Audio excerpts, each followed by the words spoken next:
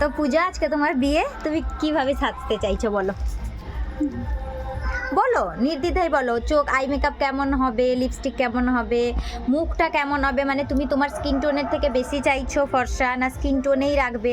বলো, ঝটপট বলো। আমি তোমার উপরে সব নির্ভর করছি, তুমি বলো যাতে সুন্দর লাগে তুমি বলো। আচ্ছা আচ্ছা, চলো ঠিক আছে। প্রথমেই বলে নিই, এখানে স্কিন কেয়ারের দুটো স্টেপ স্কিপ হয়ে গেছে। মানে স্ট্যান্ডে ফোনটা লাগানোর পর আমি ভিডিওটা অন করতেই ভুলে গেছিলাম, তো তাই এখানে ক্লিনজিং এবং টোনিং প্রসেসটা মিস হয়ে গেছে। তোমরা ক্লিনজিং টোনিংটা করে নিও। এখানে আমি ময়শ্চারাইজিং করছি। তোমরা তো আমার ব্রাইডের কথা শুনলে, সে সবটা আমার উপরেই ছেড়েছিল। তাও আমি কাজ করতে করতে ব্রাইডদেরকে বারবারে জিজ্ঞেস করে নিই যে কিভাবে করব। তখন ও জানায় যে ও কাজল পরতে খুব ভালোবাসে, তাই চোখটা যেন খুব টানা টানা হয়, লাইনার এবং কাজলটা খুব মোটা করে পরতে চাই। আর লিপস্টিকের সেটটাও আমি ব্রাইডকে দেখিয়ে নিই। আর মেকআপটাও ভীষণই স্কিন ফিনিশ চেয়েছিল। এখনকার দিনে কিন্তু বেশিরভাগ ন্যাচারাল মেকআপই পছন্দ করে। আমি ওর স্কিনে একটা ওয়াটার বেস ময়শ্চারাইজার এবং তারপর একটা স্ক্রিন বেস ময়শ্চারাইজার ইউজ করে নিয়েছিলাম। যেহেতু উইন্টার সিজন চলছে, তাই এখানে আমি পোর ফিলিং প্রাইমার ইউজ করিনি বা কোনো রকম ম্যাট প্রাইমারটা ইউজ করিনি। হ্যাঁ, পোর ফিলিং প্রাইমার ইউজ করতেই পারো যদি পোর্স থাকে, তবে আমার এই ব্রাইডের স্কিনে কোনো পোর্স ছিল না। স্কিনটা তোমরা দেখেই বুঝতে পারছো একদম ফ্ললেস ছিল, তাই আমি শুধুমাত্র হাইড্রেটিং প্রাইমারটাই ইউজ করেছিলাম। এবার আসছে কারেক্টিং এর পার্ট। যেহেতু ব্রাইট, তাই আমি পুরো ফেসটাই একবার ভালোভাবে বেস অ্যাপ্লাই করে নিই, যাতে এর পরের ফাউন্ডেশনটা একটু ভালোভাবে পপ আউট হয়ে আসে এবং গ্লোটা বাড়ে।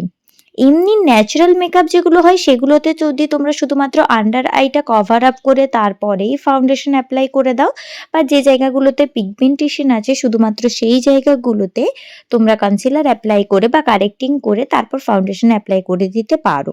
তবে যেহেতু ব্রাইডাল, সেহেতু আমি পুরো ফেসটাই ভালোভাবে কারেক্টিং করে দিচ্ছি, কারণ স্কিনে একটু প্রবলেম কারোর থাকতেই পারে, তাই।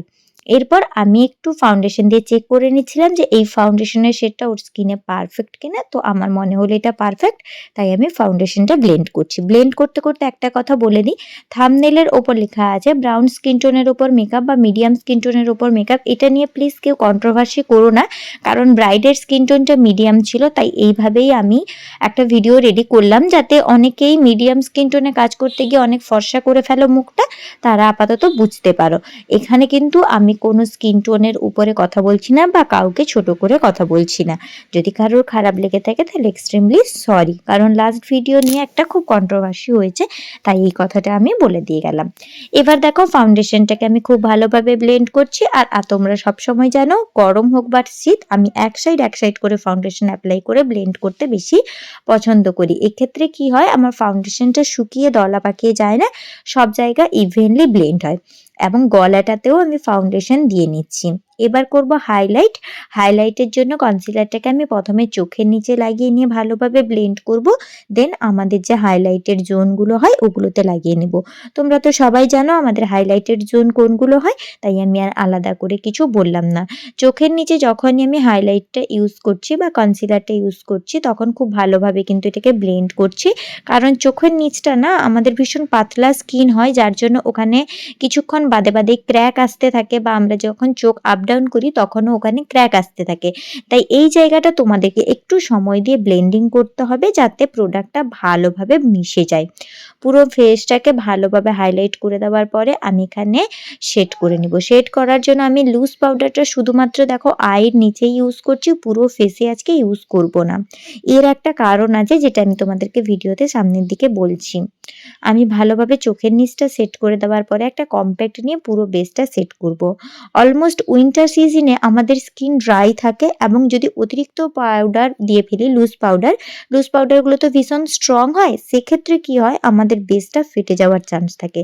তার জন্য শুধুমাত্র আইয়ের নিচে আমি লুজ পাউডার ইউজ করি এবং পুরো ফেসটাতে কম্প্যাক্ট ইউজ করি, যাতে আমার ফেসটা বেশি ড্রাই না হয়, একটু মানে গ্লোই, একটু ডিউই মেকআপ থাকে। এবার আমি রিকোডের সেটিং স্প্রে ইউজ করে নিয়েছি, যাতে মেকআপটা পুরো ভালোভাবে সেট হয়ে যায়। এটা একটু গ্লো স্প্রে, যাতে মেকআপটাতে একটু গ্লোও দেবে। তারপর ভালোভাবে শুকিয়ে নেওয়ার পরে আইব্রো ড্র করে নিয়ে আই বেস করে নিয়েছি। ব্রাইডের আইব্রো কিন্তু ভীষণ সুন্দর ছিল, দেখো কত সুন্দর টানা টানা মডেলের মতো আইব্রো। এবার আসছি আই মেকআপে।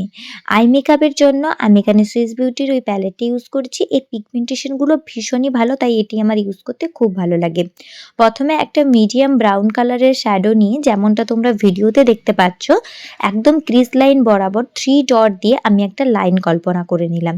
এবার একটু ডার্ক কালারের শ্যাডো নিয়ে আউটার ভিতে ভালোভাবে কালারটাকে ডিপোজিট করে দিচ্ছি এবং স্মাশ করে দিচ্ছি। ভালোভাবে স্মাশ হয়ে যাওয়ার পরে একদম লাইট কালারের ব্রাউন শ্যাডো, ভিডিওতে তোমরা দেখতেই পেলে আমি কোন শ্যাডোটা পিক আপ করলাম, সেটাকে একটা ফ্লাফি ব্রাশের মাধ্যমে নিয়ে ভালোভাবে ব্লেন্ড আউট করে দিচ্ছি পুরো ক্রিজ লাইনের উপর বরাবর। এরপর আমি মিডিলে একটু অল্প যেটা কালার হয় ব্রাউন কালারের, মানে একটু মিডিয়াম নয়, তার থেকে একটু লাইট যেটা হয় ওই কালারটাকে নিয়ে একটা বেস কালার অ্যাপ্লাই করছি। কারণ আমি কোনো গ্লিটার ইউজ করব না, শিমার ইউজ করব, তাই কালারটা থাকলে শিমারের পিগমেন্টেশনটা খুব ভালোভাবে আসবে। এখানে দেখো প্রথমেই আমি গোল্ডেন শিমারটা ইউজ করে নিচ্ছি সুইস বিউটির প্যালেটেই যেটা ছিল ওটা থেকেই। এরপর আমি হাইলাইটিং যে প্যালেটটা আমার কাছে আছে ওই প্যালেটটা থেকে একদম শ্যাম্পেন কালারের একটা শিমার নিয়ে সামনের দিকে ইউজ করছি। এই কালারের শিমারটা খুব ভালো পিগমেন্টেশন, তাই আমি ইউজ করেছি। তোমরা চাইলে আইশ্যাডো প্যালেটের মধ্যে তোমাদের যে শিমার থাকে সেখান থেকেও ইউজ করতে পারো, তবে আমার এর পিগমেন্টেশনটা ভালো লাগে তাই আমি এই আই মেকআপটাতে ইউজ করেছি। এবার টানা টানা করে কাজল পরিয়ে দিচ্ছি, কারণ ব্রাইড আমাকে জানিয়েছিল ও কাজল পরতে খুব ভালোবাসে, আর কাজল পরলে নাকি ওর চোখটা খুব ভালো লাগে। আর সত্যিই তাই, কাজল পরানোর পরেও আমি বুঝতে পেরেছি ওর চোখটা সত্যি খুব খুলে গেছে।